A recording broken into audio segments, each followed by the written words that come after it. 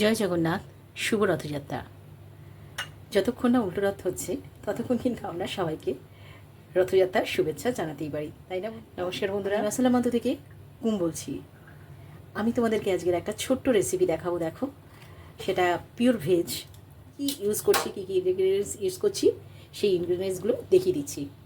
দেখো, আমি এখানে নিয়েছি 1 স্পুন পোস্ত, 1 চামচ পোস্ত নিয়েছি, 1 চামচ সাদা সর্ষে।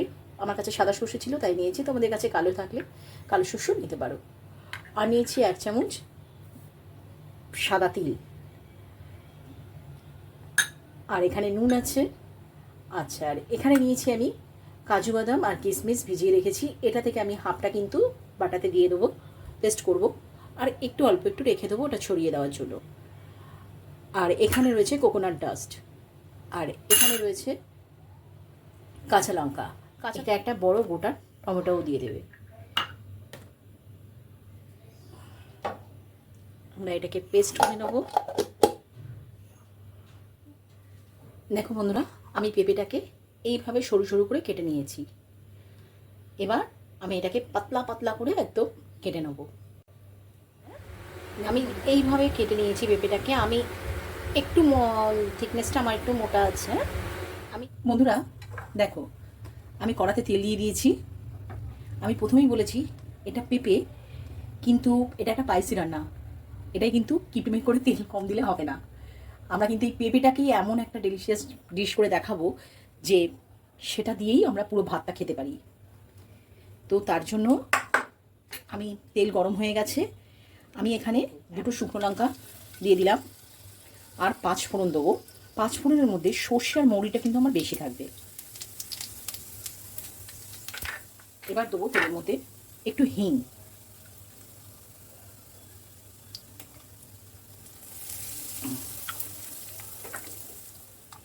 পেঁপেটা দিয়ে কিন্তু একটু ভাজতে হবে।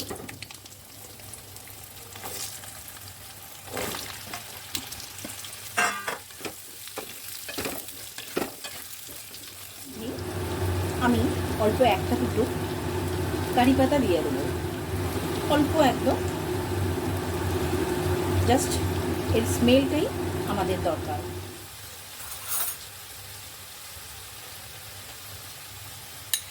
এবার আমি একটু অল্প নুন দিয়ে দেবো।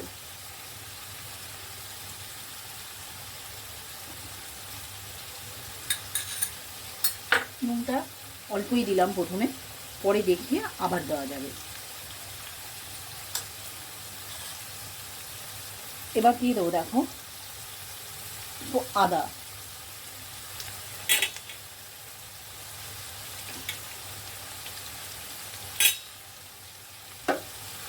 এক চামচ মতো আদা দিয়ে দিলাম।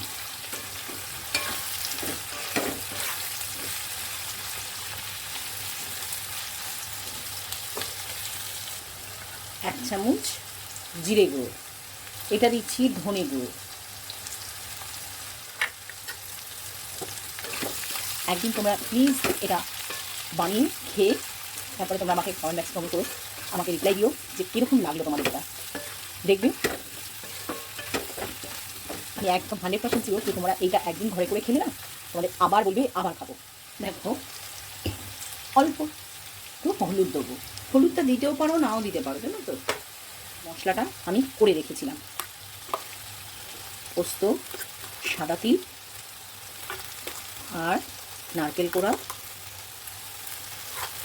কাঁচা লঙ্কা, টমেটো, একটা বড় টমেটো দিয়েছিলাম, এর মধ্যে বাদাম দিয়েছিলাম, কিশমিশ দিয়েছি, সব দিয়ে যেই পেস্টটা করে নিয়েছি।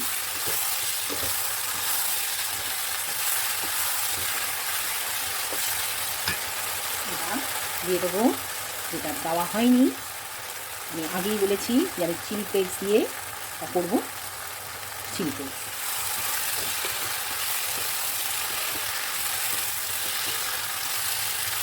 দেখো তো, কেউ বলবে এটা পেঁপে রান্না হচ্ছে।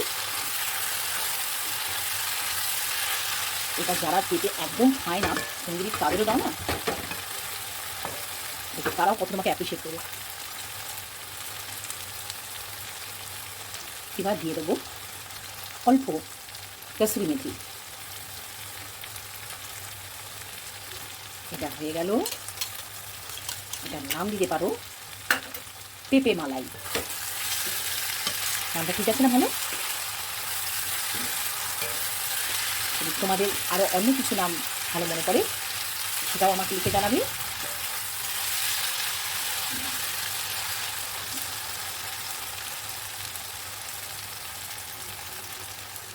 এবার আমি যে বলেছিলাম মশলার এই জলটার মধ্যে আমি একটু দুধ গুলে রেখে দিয়েছিলাম,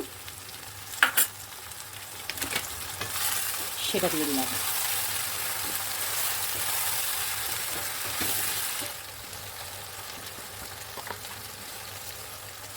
একটু চিনি দিয়ে দিলাম।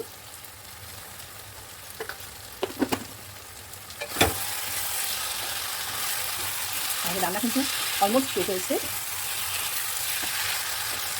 দেখো পুরো পেঁপে নরমই হয়ে গেছে। পেঁপেটা কিন্তু একদম গলে যাবে না, ঠিক এরকমই থাকবে। আমি রাইট অল্প একটু জল দিচ্ছি, অল্প পরিমাণে একটু জল দিয়ে দিলাম তাতে একটু গ্রেভিটাকে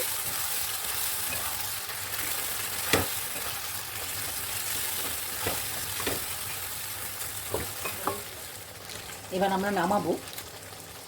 উপর থেকে আমি একটু গরম মশলা ছড়িয়ে দিলাম।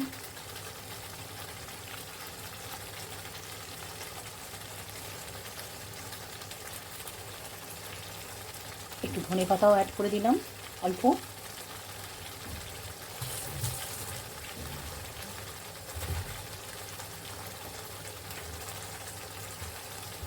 আর সবশেষে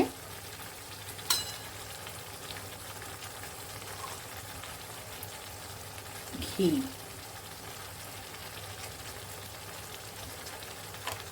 ব্যাস আমাদের পেঁপে মালাই রেডি।